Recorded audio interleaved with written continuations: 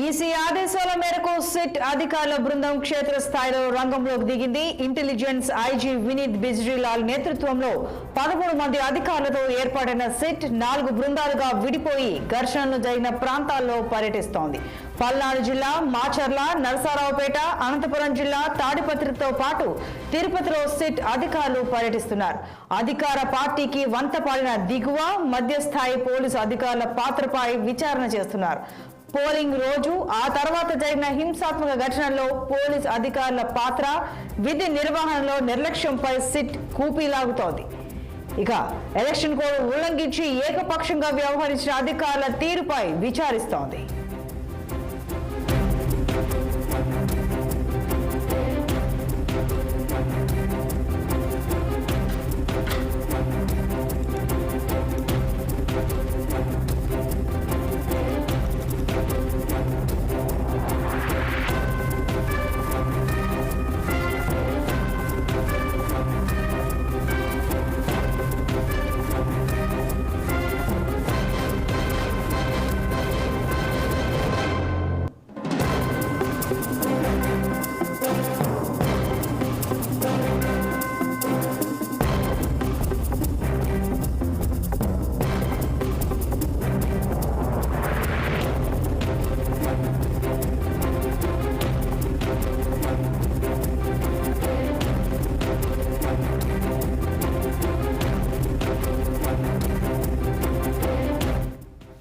EC ఆదేశాల మేరకు SIT అధికారుల బృందం క్షేత్రస్థాయిలో రంగంలోకి దిగింది. ఇంటెలిజెన్స్ ఐజీ వినీత్ బిజ్రీలాల్ నేతృత్వంలో 13 మంది అధికారులతో ఏర్పాటైన సిట్ 4 బృందాలుగా విడిపోయి ఘర్షణలు జరిగిన ప్రాంతాల్లో పర్యటిస్తోంది. మరింత సమాచారం మా ప్రతినిధి గిరినాథ్ అందిస్తారు. గిరినాథ్, 4 బృందాలుగా సిట్ అధికారులు పర్యటిస్తున్నారని తెలుస్తోంది. మరి మీరున్న జిల్లాలో అంటే ఈ ఘర్షణ జరిగిన ప్రాంతాల్లోనే క్షుణ్ణంగా పరిశీలించి చర్యలు తీసుకునే విధంగా సిట్ వ్యవహరించిందని సమాచారం. వివరాలు ఏంటి? రైట్, ఏదైతే సిట్ బృందం 4 విడిపోయి ఏదైతే ఎన్నికల రోజు కానీ తర్వాత జరిగిన హింస ఘటనలపై ఏదైతే ఎన్నికల పోలింగ్ రోజు తర్వాత సంబంధించిన హింస ఘటనలపై విచారణ నిమిత్తం ఎన్నికల కమిషన్ నియమించిన సిట్ ఇన్వెస్టిగేషన్ టీం నేడు తిరుపతిలో విచారణ చేపట్టింది. అయితే తిరుపతి జిల్లాలో జరిగిన పలు హింసాత్మక ఘటనలపై లోతుగా విచారణ చేసి స్థానిక పోలీసు అధికారుల వైఫల్యం గుర్తించడంతో పాటు కేసులు నమోదుకు కావాల్సిన అవసరమైన మార్పులు చేర్పులు, సెక్షన్ల మార్పులు చేర్పులు కూడా సూచించే పరిస్థితి కనిపిస్తుంది. అయితే శాంతి భద్రత నిర్వహణకు సంబంధించిన అంశాలపై కూడా సరే సిఫారసు చేయనుంది. అయితే సిట్ బృందంలో ఏసీ డిఎస్పీ రవిమనోహర్చారి, సిఐ ప్రభాకర్ అయితే శనివారం రాత్రి అయితే తిరుపతికి చేరుకున్న పరిస్థితి అయితే ఆదివారం ఉదయం నుంచి కూడా వీరు దర్యాప్తు ప్రారంభించారు. అయితే రామచంద్రపురం మండలం బ్రాహ్మణ కాలువ, పాకాల మండలం, పులువర్తివారిపల్లి, చంద్రగిరి మండలం, కూచువారిపల్లిలో జరిగిన హింసాత్మక ఘటనలపై తిరుపతిలో మహిళా యూనివర్సిటీ వద్ద జరిగిన హింసాత్మక ఘటనలపైన లోతుగా విచారించనున్నారు. వీరితో పాటు గూడూరు, వెంకటగిరి, చిలకూరుపేటలో జరిగిన ఘర్షణపై కూడా విచారణ చేపట్టున్నారు. వీరికి సంబంధించి నమోదైన ఎఫ్ఐఆర్లు పునఃపరిశీలించే అవకాశం కూడా ఉంది. అయితే నిజానికి నిన్న పర్యటించాల్సిన సీట్లు అయితే ఆలస్యంగా అయితే తిరుపతికి చేరుకున్న పరిస్థితి అయితే ఉంది. అయితే నిన్న కూడా తిరిగినట్టయితే సమాచారం చెప్తున్నప్పుడు కూడా సరే సరైన సమాచారం ఎక్కడెక్కడ తిరిగారనేది కూడా సరే పూర్తిగా పరిస్థితి ఉంటుంది. అటు జిల్లా కలెక్టర్ కూడా సరే మాకైతే ఏదైతే మీడియా ద్వారా అయితే సమాచారం ఉంది, కానీ వాళ్ళు వస్తున్నట్టు ఎటువంటి సమాచారం లేదు. ఖచ్చితంగా వాళ్ళు వచ్చి ఏదైతే అడిగితే మాత్రం దాని వివరాలు కూడా ఇప్పటికే ఆ ఎన్నికల సంఘానికి సిఎస్కి పంపించిన పరిస్థితి అయితే మరోసారి సిట్ అధికారులు కూడా సరే మేము వివరిస్తామని కూడా సరే ఆ జిల్లా కలెక్టర్ చెప్తున్న పరిస్థితి అయితే ఉంది. మొత్తం మీద ఓవరాల్ గా నిన్న ఏదైతే మీడియా సమావేశం కూడా నిర్వహించారు. ఏదైతే 13 మంది అరెస్ట్ అయిన బాధిత కుటుంబాలకు సంబంధించి ఏదైతే నాని ఘటనలో దాడి చేశారంటూ కూడా సరే ఆ బాధిత కుటుంబాలు మీడియా సమావేశం నిర్వహించిన పరిస్థితి అయితే మాకు సంబంధించి మేము ఎటువంటి దాడులు చేయలేదు, మా వారిని అన్యాయంగా అరెస్ట్ చేశారంటూ కూడా సరే వాళ్ళు మీడియాకు చెప్పుకుంటున్న పరిస్థితి. అయితే సిట్ బృందాన్ని కూడా సరే మేము కలుస్తాము, మా గోడు కూడా వినిపించుకుంటామంటూ కూడా సరే వాళ్ళు నిన్న మీడియా సమావేశం చెప్తున్న పరిస్థితి ప్రస్తుతం తిరుపతిలో ఉంది. గిరినాథ్, అందరూ ఈ ఘర్షణ జరుగుతున్నప్పుడు అసలు ఈసీ ఏం చేస్తోంది అన్న ఇదితోటి అంటే ఈసీ మీద చాలా ఒత్తిడి తీసుకొచ్చారు. మరి ఇప్పుడు ఈసీ అంటే ఈ సిట్ ఏర్పాటు చేసిన తర్వాత ఎవరైతే ఇప్పుడు అలా మాట్లాడారో వాళ్ళందరూ అంటే సైలెంట్ అయిపోయినట్టు, ఎందుకంటే అధినేతలు కూడా బయటకు వచ్చి మాట్లాడిన పరిస్థితి లేదు. మరి ఇప్పుడు సిట్ రంగంలోకి దిగిన తర్వాత ఇలాంటివి ఏమన్నా వివాదాస్పద వ్యాఖ్యలు ఏమైనా చేసే వాళ్ళు ఉన్నారా? ఇంకా అంటే ఏదైతే దాడి చేశారని చెప్తున్నారో, ఏదైతే ప్రధాన నిందితుడు అయినటువంటి బాలుకు సంబంధించిన కుటుంబ సభ్యులు కావచ్చు, మిగతా వారి కుటుంబ సభ్యులతో కూడా సరే నిన్న ఒక ప్రైవేట్ హోటల్లో మీడియా సమావేశం నిర్వహించారు.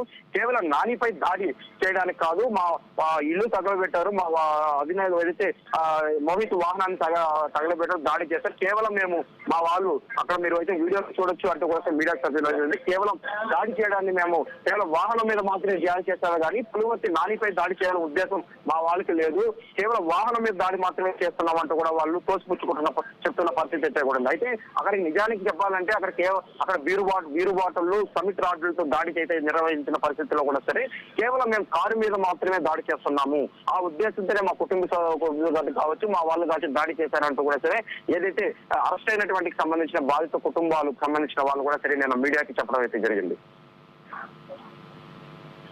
సిట్ అయితే రంగంలో దిగింది కదా, మరి జూన్ 4 రిజల్ట్స్ ఉన్నాయి. అంటే ఎప్పటిలోగా ఈ తంతంతా పూర్తి చేసి ఎవరిపైన యాక్షన్ తీసుకోవాలో వారిపైన యాక్షన్ తీసి ఎవరికైతే శిక్ష పడాలో అంటే ఎవ్రీథింగ్ ఈ రిజల్ట్ లోపే కంప్లీట్ చేసే ఉద్దేశంలోనే సిట్ ఉందా, లేకపోతే దీన్ని అలా పొడిగిస్తూ పోయి ఇది వేరే వ్యవహారం, తర్వాత రిజల్ట్స్ వస్తాయి, రిజల్ట్స్ వచ్చాక కూడా పోలింగ్ తర్వాత ఇలా జరిగిందంటే రిజల్ట్స్ రోజున ఇంకేం జరుగుతుందో అన్న అనుమానం కూడా ఏపీ వ్యాప్తంగా ప్రజల్లో ఉంది. చేసుకోవాలండి ఏమైనా ఇన్ఫర్మేషన్ ఏదైతే దాడులు జరిగిన ప్రతి దాడికి సంబంధించినప్పటి నుంచి కూడా సరే అయితే పోలీసులు రామిరెడ్డి గారిపల్లి కావచ్చు, అయితే బ్రాహ్మణ కాలువ కావచ్చు, అయితే కూచువారిపల్లిలో కూడా సరే పోలీసు నిఘా కొనసాగుతూనే ఉంది. వర్కౌట్ వ్యవస్థ అమల్లో ఉంది. పద్మావతి మహిళా యూనివర్సిటీ వద్ద కూడా సరే ఆ ప్రాంతాన్ని పూర్తి స్థాయిలో కూడా సరే అధికారులు ఆధీనంలో ఉంది. అక్కడ ఎవరు రాకపోకలు కూడా నిషేధించిన పరిస్థితి అయితే కూడా ఉంది. మొత్తం మీద ఏదైతే కౌంటింగ్ తర్వాత కూడా సరే దాడులు జరగచ్చు అనేసి ఏదైతే నిఘా అధికారులు చెప్పడంతో అప్పటి వరకు కూడా సరే ఈ దాడులు జరిగే అవకాశం అయితే ఉందని కూడా మనం భావించవచ్చు.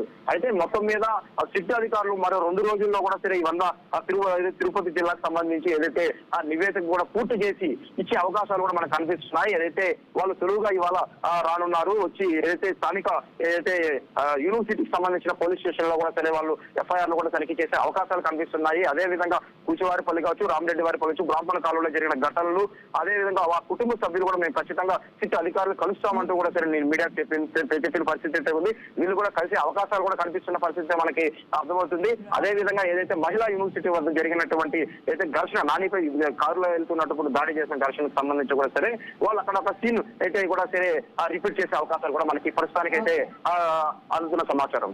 Right Girinath, thank you. ఇక పల్నాడు జిల్లా మాచర్ల, నరసరావుపేట, అనంతపురం జిల్లా తాడిపత్రితో పాటు తిరుపతిలో సిట్ అధికారులు పర్యటిస్తున్నారు. ఇక మరింత సమాచారం మా ప్రతినిధి రసూల్ లైవ్ ద్వారా అందిస్తారు. రసూల్ చెప్పండి, పలు ఘర్షణలు జరిగిన పలు జిల్లాల్లో సిట్ బృందం 4 విభాగాలుగా విడిపోయి మరి పర్యవేక్షిస్తోందని తెలుస్తోంది. ఇక మరి మీ దగ్గర ఉన్న అప్డేట్స్ ఏంటి?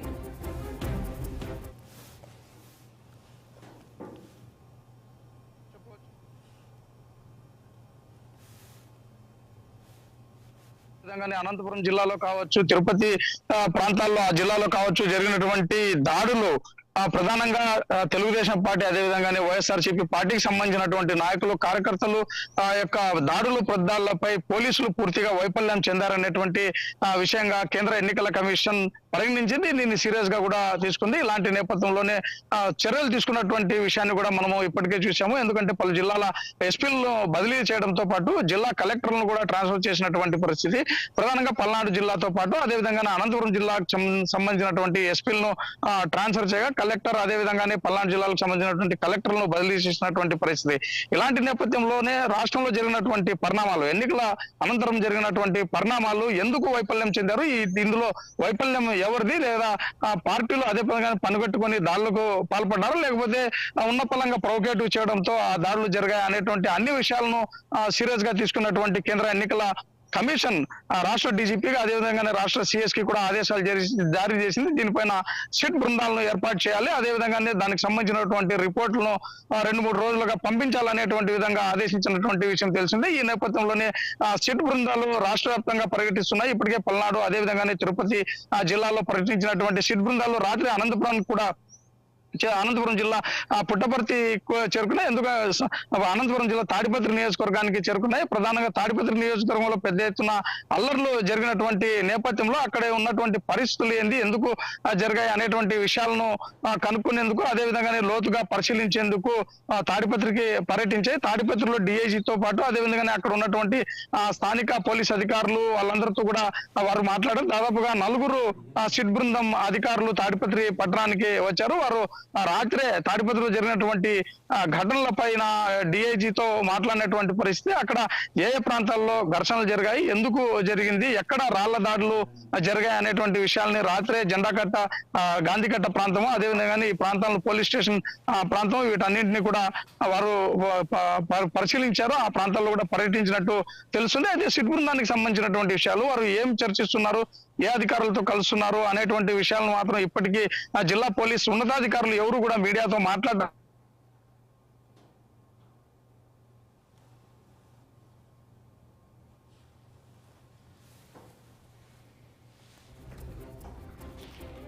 Right Rasool, thank you.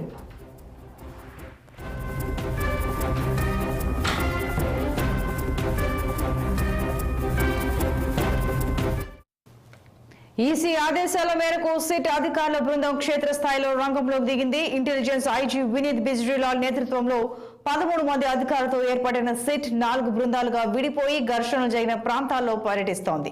Palnadu జిల్లా మాచర్ల, నరసరావుపేట, అనంతపురం జిల్లా తాడిపత్రితో పాటు తిరుపతిలో సిట్ అధికారులు పర్యటిస్తున్నారు. అధికార పార్టీకి వంతపడిన దిగువ, మధ్యస్థాయి పోలీస్ అధికారుల పాత్రపై విచారణ చేస్తున్నారు. పోలింగ్ రోజు, ఆ తర్వాత జరిగిన హింసాత్మక ఘటనల్లో పోలీస్ అధికారుల పాత్ర, విధి నిర్వహణలో నిర్లక్ష్యంపై సిట్ కూపీలాగుతోంది.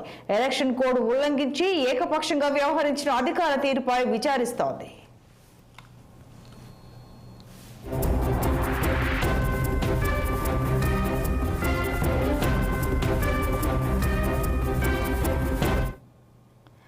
ఇక మరింత సమాచారం మా గుంటూరు ప్రతినిధి పవన్ అందిస్తారు. పవన్, చెప్పండి, ఏపీలో జరిగిన హింసాత్మక ఘటనలు, ఏదైతే పోలింగ్ తర్వాత కూడా జరిగిన దాడులకు సంబంధించి ఎట్టకేలకు సిట్ అధికారులైతే ఆయా జిల్లాలో పర్యటిస్తున్నారు. విచారించి ఇక పోలీసులైనా సరే, ఉన్నతాధికారులైనా సరే ఎవరి పాత్ర ఎంత ఉందో తేల్చి యాక్షన్ తీసుకునే విధంగా వాళ్ళు వ్యవహరిస్తారని సమాచారం. మీ దగ్గర ఉన్న అప్డేట్స్ ఏంటి? గుడ్ మార్నింగ్ సంతోష్ని. నిజంగా మీరు చెప్పినట్టుగానే ఏపీలో అయితే మాత్రం పోలింగ్ రోజు జరిగినటువంటి హింసాత్మక ఘటనల నేపథ్యంలో దాదాపుగా 13 మంది సభ్యులతో కూడినటువంటి సిట్ బృందం అయితే మాత్రం విచారణను మరింత వేగవంతం చేస్తా ఉంది. ఏపీలో చోటు చేసుకున్నటువంటి పరిణామాల నేపథ్యంలో కూడా దీనికి సంబంధించి పూర్తి స్థాయిలో కూడా ఆ వివరణ తీసుకొని అనంతరం ఈ యొక్క నివేదికను భారత ఎన్నికల సంఘానికి అయితే మాత్రం ఇంకో సిట్ బృందం అయితే మాత్రం అందజేయబోతా ఉంది. అందులో భాగంగానే చూసుకోవచ్చు, దాదాపుగా 13 మంది సభ్యులతో కూడినటువంటి సిట్ బృందం అయితే మాత్రం పూర్తిసారిగా పల్నాడు జిల్లాలో ఉన్నటువంటి 7 నియోజకవర్గాల్లో కూడా వివిధ నియోజకవర్గాల్లో దాదాపుగా దాదాపు 8 మంది కూడా సిట్టుకు సంబంధించినటువంటి అధికారులు అయితే మాత్రం క్షేత్రస్థాయిలో రంగంలో దిగారు. రంగంలో దిగడమే కాకుండా విడివిడిగా వారంతా కూడా విచారణ చేపడుతున్నట్టుగా కూడా తెలుస్తా ఉంది. దాదాపుగా ఏదైతే చూసుకోవచ్చు, ముఖ్యంగా ఇంటెలిజెన్స్ ఐజీ వినీత్ బిజ్రీలాల్ నేతృత్వంలో ఈ యొక్క 13 మంది అధికారులు కూడా విడివిడి బృందాలతో కూడా ఘర్షణ జరిగినటువంటి ప్రాంతాల్లో పర్యటిస్తా ఉన్నారు. ముఖ్యంగా చూసుకోవచ్చు, ఏదైతే పల్నాడు జిల్లాలో ఉన్నటువంటి మాచర్ల, నరసరావుపేట, అనంతపురం, అదేవిధంగా గురజాల, ఈ యొక్క ప్రాంతాలు ఏదైతే ఆ చుట్టుపక్కల ఉన్నటువంటి మండలాల్లో కూడా పూర్తి స్థాయిలో కూడా దీనికి సంబంధించినటువంటి విచారణ అయితే మాత్రం కొనసాగిస్తా ఉన్నారు. ఏదైతే ముఖ్యంగా గురజాల నియోజకవర్గంలో కూడా దాదాపుగా 100 పైగా కూడా కేసులు నమోదు చేసి ఇప్పటికే 192 మందిని అదుపులోకి తీసుకోవడమే కాకుండా ఇంకా ఎవరెవరు ఉన్నారన్న కోణంలో కూడా సిట్టు సంబంధించినటువంటి అధికారులు అయితే మాత్రం విచారణ చేస్తా ఉన్నారు. మరోపక్క దాచపల్లి మండలంలో 70 కేసులు నమోదు చేశారు.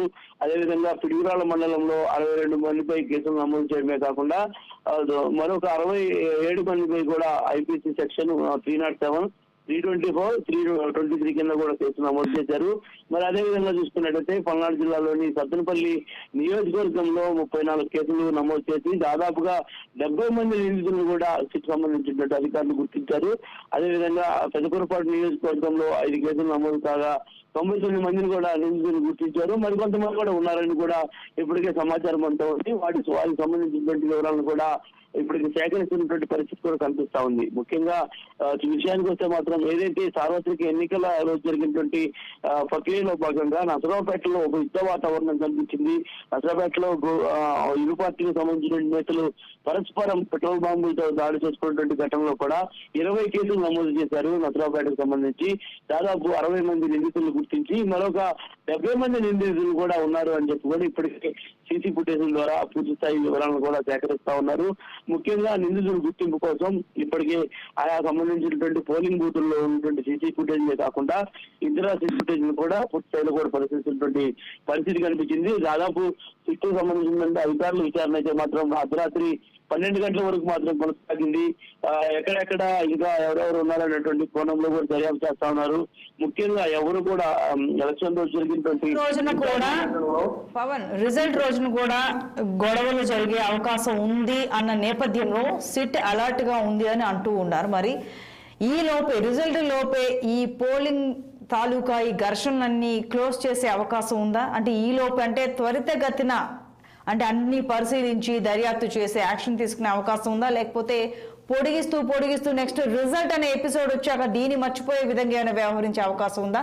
దీనిపైన ఏమైనా మిశ్రమ స్పందన వస్తోందా ఏపీలో?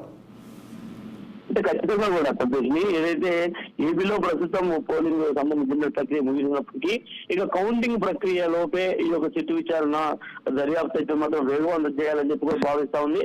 కానీ కౌంటింగ్ తర్వాత కూడా ఇటు చూసుకున్నట్లయితే అనంతపురం కావచ్చు, పల్నాడు జిల్లా కావచ్చు, ఇటు గుంటూరు జిల్లా కావచ్చు, ఇటు ఏదైతే ఎక్కడైతే కొంత ఉద్దేశమైనటువంటి వాతావరణాలు ఉన్నాయో ఆయా సంబంధించినటువంటి ప్రాంతాల్లో తిరిగి మరలా కొంత గొడవ జరిగేటువంటి అవకాశం అయితే ఖచ్చితంగా ఉంటుంది అని చెప్పి కూడా ఇప్పటికే భారత ఎన్నికల సంఘం అయితే మాత్రం చెప్పినటువంటి నేపథ్యంలో దీనికి సంబంధించి పోలీసు బలగాలను మరింత కూడా పెంచాలని చెప్పి భావిస్తా ఉంది. ఇప్పటికే 16 కంపెనీలకు సంబంధించినటువంటి పోలీసు ఆయుధ బలగాలు ప్రస్తుతం జిల్లాలోని అన్ని మండలాల్లో కూడా మోహరించి ఉన్నాయి కాబట్టి మరింత పెరగాలని చెప్పి కూడా భావిస్తా ఉంది. ఇప్పటికే కూడా సిట్కు సంబంధించినటువంటి అధికారులు ఈ యొక్క హింసాత్మక ఘటనల నేపథ్యంలో పోలీసుల వైఫల్యమే అని కూడా నిర్ధారించినట్టు కూడా మనకి తెలుస్తా ఉంది. ఎందుకంటే ప్రతి పోలింగ్ బూత్ వద్ద కూడా దాదాపు ఇద్దరు మాత్రమే సిబ్బంది ఉన్నటువంటి నేపథ్యంలోనే అక్కడ ఉన్నటువంటి హింసాత్మక ఘటనలు చెలరేగే విధంగా ఇరు పార్టీలకు సంబంధించిన నేతలు ప్రేరేపించుకున్నారు, ఒకరిపై ఒకరు దాడులు చేసుకున్నారు. కాబట్టి దానికి సంబంధించి పోలీసులు వైఫల్యం చెందారని చెప్పి కూడా భావించారు. అందులో భాగంగానే పల్నాడు జిల్లాకు సంబంధించినటువంటి ఎస్పీని సైతం కూడా బదిలీ చేశారు. మరి అదేవిధంగా కలెక్టర్ సైతం కూడా బదిలీ చేసినటువంటి పరిస్థితి కూడా కనిపించింది. సో ఈ నేపథ్యంలోనే పోలింగ్ సంబంధించినటువంటి కౌంటింగ్ ముగిసిన అనంతరం మరి తిరిగి మరలా కూడా ఈ యొక్క గొడవలు పునరావృతం అవుతాయి కాబట్టి ఆయా సంబంధించినటువంటి ప్రాంతాల్లో పోలీసులు భారీగా మోహరించాలని చూస్తా ఉన్నారు. ఈ యొక్క కౌంటింగ్ డే లోపే ఈ యొక్క దర్యాప్తు మాత్రం పూర్తి చేయాలని భావిస్తున్నప్పటికీ కూడా కానీ అదంతా కూడా నత్తనడుగున కొనసాగుతుందని కూడా ప్రస్తుతం మనకి తెలుస్తా ఉంది. ఎందుకంటే సమయం తక్కువగా ఉంది, నిందితులు ఎక్కువగా ఉన్నారు కాబట్టి ఈ యొక్క నిందితులను గుర్తించడంలో కూడా ఇప్పటికే పోలీసులైతే మాత్రం పూర్తి స్థాయిలో కూడా జల్లెడు పట్టి మరి తిరుగుతున్నటువంటి నేపథ్యంలో ప్రస్తుతం అడపా మాత్రమే అక్కడ కొంత మేరకు నిందితులను గుర్తించేటువంటి పరిస్థితి అయితే మాత్రం ప్రస్తుతం ఏపీలో మాత్రం కనిపిస్తా ఉంది. సంతోషం. Okay, right Pawan, thank you.